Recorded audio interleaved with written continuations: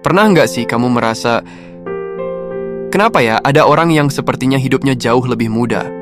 Di sekolah, di kantor, bahkan di tempat umum, seolah pintu kesempatan terbuka begitu saja. Dan sering, satu hal yang muncul di kepala kita cuma satu, mungkin karena dia good looking. Tapi, benar nggak sih? Apakah wajah menarik benar-benar membuat hidup seseorang lebih gampang?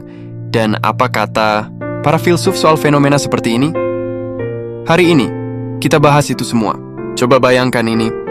Kamu masuk ke sebuah kafe yang lumayan ramai. Kamu dan seorang temanmu antre untuk memesan minuman.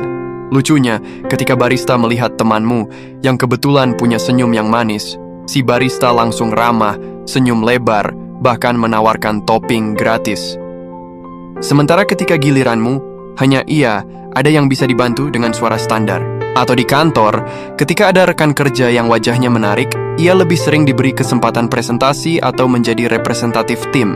Bahkan ketika ia melakukan kesalahan kecil, orang-orang cenderung lebih memaklumi. Apakah kamu sudah pernah melihat hal seperti ini? Ini bukan halusinasi. Fenomena ini punya nama, beauty premium atau keuntungan sosial karena penampilan fisik. Para psikolog menyebutnya halo effect. Ketika satu kualitas positif, seperti wajah menarik, membuat kita otomatis menganggap orang itu lebih kompeten, lebih baik, bahkan lebih baik hatinya. Padahal belum tentu. Otak kita suka jalan pintas, penampilan jadi sinyal cepat. Makanya, orang yang good looking sering dianggap lebih mudah dipercaya, lebih cerdas atau lebih menyenangkan, bahkan sebelum mereka membuktikan apa-apa. Sekarang pertanyaannya, bagaimana para filsuf melihat fenomena ini? 1. Plato, cinta akan keindahan. Plato percaya bahwa manusia memang secara alami tertarik pada keindahan. Bagi Plato, keindahan adalah refleksi dari harmoni dan kebenaran. Karena itu, wajar jika manusia merespons positif pada sesuatu yang indah. Masalahnya, kita sering lupa membedakan antara keindahan fisik dan keindahan moral.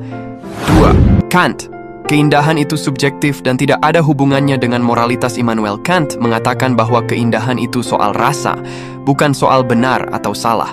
Artinya seseorang bisa saja terlihat menarik, tapi itu sama sekali tidak menjamin kualitas moral atau kompetensinya. 3. Simone de Beauvoir, penampilan adalah konstruksi sosial. Beauvoir mengkritik bagaimana masyarakat sering memberi nilai lebih pada penampilan fisik, terutama pada perempuan. Menurutnya, standar kecantikan adalah hasil budaya dan bisa menimbulkan ketidakadilan struktural.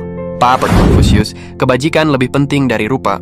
Dalam filsafat timur, terutama ajaran Konghucu, penilaian atas seseorang seharusnya didasarkan pada kebajikan dan tindakan, bukan tampilan luar.